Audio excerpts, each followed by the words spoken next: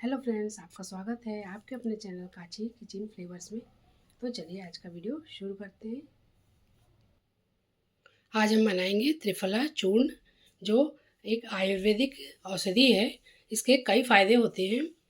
ये हमारे बालों के लिए, पेट के लिए, स्किन के लिए सभी में फ़ायदेमंद होती है। इसे सही तरीके से लिया जाए तो ये बहुत ही फ़ायदा करती है। सभी एज के इसे ले सकते हैं, बच्चों से लेकर बड़ों तक इसे कोई भी यूज़ कर सकता है। और पेट के लिए भी बहुत ही ज़्यादा फ़ायदेमंद होती है। कॉन्स्टिपेशन जिसको रहता है उसके लिए बहुत ही आयुर्वेदिक औषधि रामबाण है। तो चलिए आज हम बनाना शुरू करते हैं त्रिफला चूर्ण। तो देखिए कैसे बनाते हैं। तो ये हमने लिया है सामान त्रिफला चूर्ण बनाने के लिए। इसके लिए हमने ये लिया है आंवला। ये आंवला सूखे हुए जो आंवला हम यूज़ करते हैं वही आंवला है। ये हमने सुखा लिया था, मतलब हमने नहीं सुखाया था, ये मार्केट से ऐसे ही मिलता है सूखा हुआ। तो इसे आप ले सकते हैं मार्केट से इसी तरीके से। और ये है हरड़, ये हरड़ है तो इसे भी हम इसमें डालेंगे। और ये है बहेरा, इसे बहेरा कहा जाता है, इसको भी इसमें डाला जाता है। तो इसको हमें 1 से 3 अनुपात में डालते हैं। तो हरड़ लिए हैं हमने 50 ग्राम, बहेरा ये हमने लिए 50 ग्राम, इसकी मात्रा 50 ग्राम रहती है।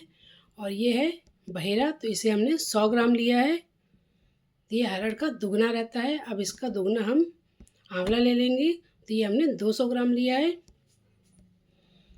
तो ये हमारा आंवला 200 ग्राम है। तो इन्हें हमें कूटना है क्योंकि ये अभी ज़्यादा हार्ड है। तो इन्हें हमने धूप में 2 दिन तक सुखाया है ताकि ये अच्छे से पिस जाएँ। तो हमें सुखाना बहुत ज़रूरी है। अब इसे हम कूट लेंगे। तो ये हरड़ और बहेरा में गुठलियाँ होती है, तो हमें गुठलियों को निकालना है। तो हम एक एक करके खलबट्टी में कूटेंगे और इसकी गुठलियाँ निकालेंगे। तो ये देखिए खलबट्टी में तो ये कूट ही नहीं रहा है। तो चलिए चलते हैं किसी और में कूटेंगे इसे, क्योंकि ये बहुत हार्ड होता है। तो इसे हम चलते हैं सिलवट्टे में कूटेंगे। तो ये आराम से इसमें कुट जाएगा। तो ये हमने लिया है सिल, और ये एक बट्टा ले लिया है। अब इसमें एक एक करके हम ये हरड़ को और बहेरा दोनों को फोड़ेंगे। तो इसके ऊपर का जो छिलका है वो निकल आएगा और गुठली अलग निकल आएगी। तो हमें इसी तरीके से एक एक करके फोड़ लेना है। तो हमें छिलके का यूज़ करना है, गुठली का यूज़ बिल्कुल नहीं करना है। ये देखिए इस तरीके से हमें इसे फोड़ लेना है। और ये अच्छे सूखे हुए रहेंगे जब भी फूटेंगे। हल्का सा इसमें मॉइस्चर रहेगा तो ये बिल्कुल भी नहीं टूटता है। तो ये बट्टे को इसी में मारते हुए हम फोड़ेंगे। और इस सिलबट्टे में बहुत ही आराम से फूट जाता है और पीस भी जाता है। लेकिन हम पीसेंगे नहीं, पीसेंगे हम मिक्सी में, क्योंकि हमें ज़्यादा बारीक पाउडर चाहिए और सिलबट्टे में ज़्यादा बारीक पाउडर नहीं होता है और बहुत ज़्यादा मेहनत लगती है। इसीलिए आजकल सिलबट्टे का यूज़ नहीं किया जाता है। पहले के ज़माने में सिलबट्टे में ही हमारी चटनी बनाई जाती थी, सभी चीज़ की मसाले बनाए जाते थे, दाल वगैरह भी इसी में पीसी जाती थी बड़ों के लिए। आजकल कोई भी नहीं पीसता है, सब मिक्सी का यूज़ करते हैं।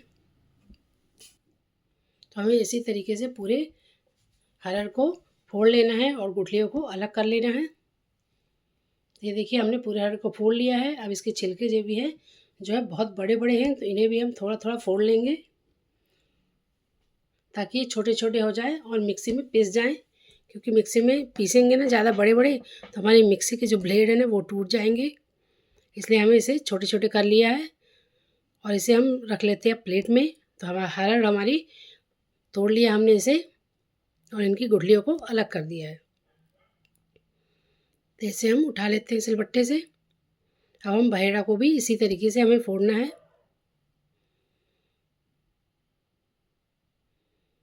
इसे हम रख देते हैं किनारे। अब फोड़ते बहेड़ा को, इसे भी हम इस तरीके से तोड़ लेंगे।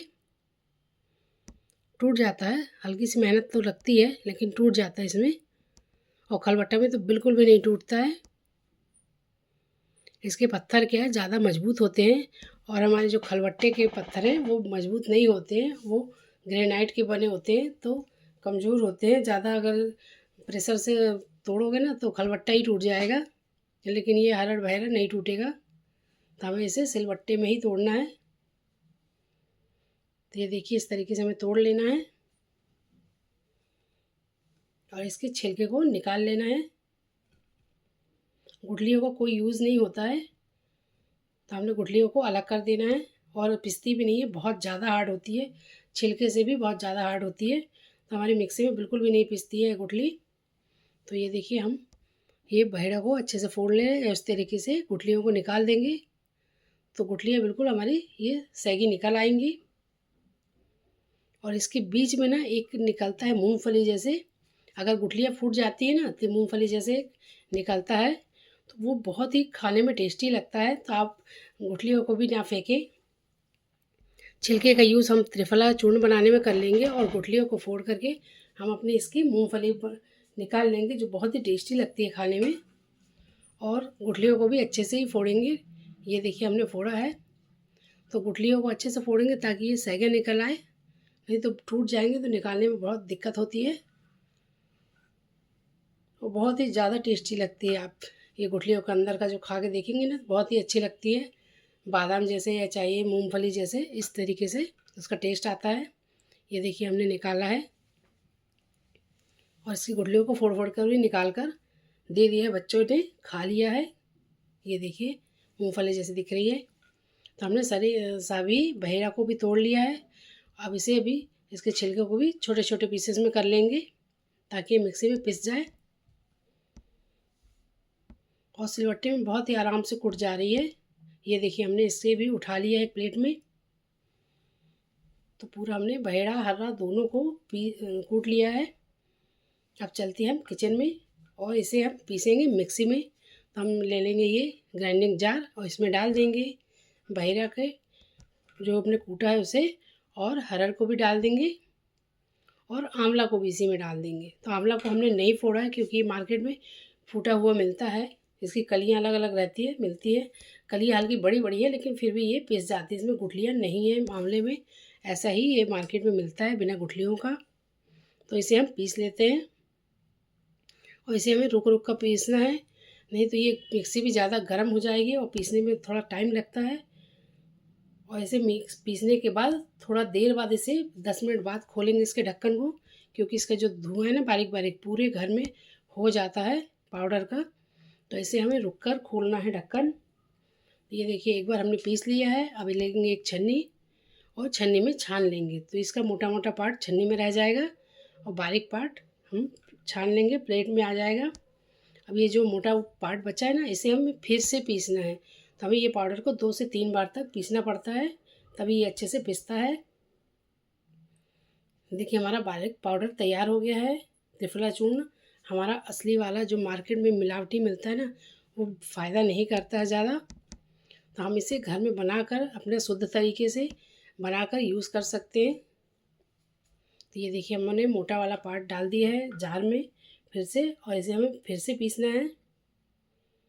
और बिल्कुल मिक्सी को लगातार नहीं चलाना है, रुक रुक कर चलाना है, नहीं तो बहुत ज़्यादा गर्म हो जाएगी और बंद हो जाती है। तो इसलिए हमने दोबारा भी पीस लिया है। देखिए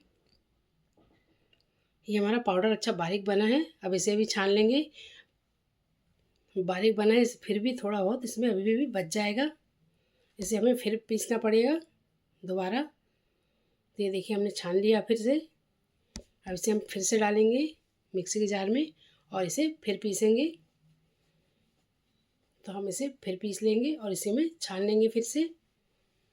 और ये देखिए ढक्कन में लगा हुआ जो उसे भी निकाल देंगे, बिल्कुल भी वेस्ट नहीं करेंगे। ये बहुत कीमती पाउडर है, बहुत ही फ़ायदेमंद पाउडर है। तो इसे हमें अच्छे से पूरे अच्छे से तरीके से निकाल लेना है। तो ये देखिए हमारा पाउडर बनकर तैयार हो गया है। त्रिफला चूर्ण हमने घर में बनाकर तैयार कर लिया है, बिल्कुल शुद्ध तरीके से असली पाउडर बनकर तैयार हुआ है और मार्केट में बिल्कुल भी अच्छा नहीं मिलता है और ये बहुत ही फ़ायदेमंद होता है। ये देखिए हमने एक जार ले लिया है सूखा, और इसको जार में ही रखेंगे, प्लास्टिक के जार में नहीं रखेंगे, कांच के जार में ही रखेंगे, तो ये ज़्यादा सही रहेगा इसके लिए।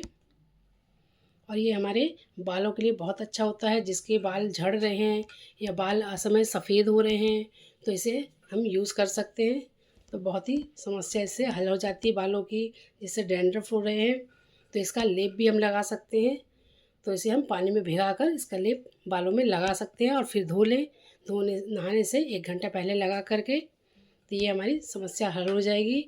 और ये कॉन्स्टिपेशन में बहुत फ़ायदे करता है। जिसकी बहुत ही पुरानी कॉन्स्टिपेशन है उसके लिए भी बहुत फ़ायदेमंद है।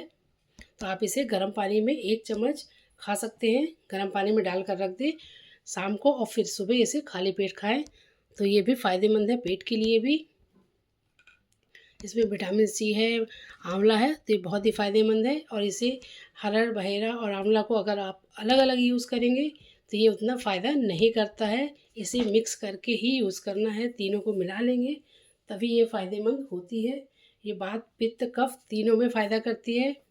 तो आप ज़रूर बनाकर ट्राई करें, आप घर में बनाकर शुद्ध तरीके से। आप इसे एक बार बनाकर रख लीजिए तो ये 1 महीने तक बिल्कुल ख़राब नहीं होगा।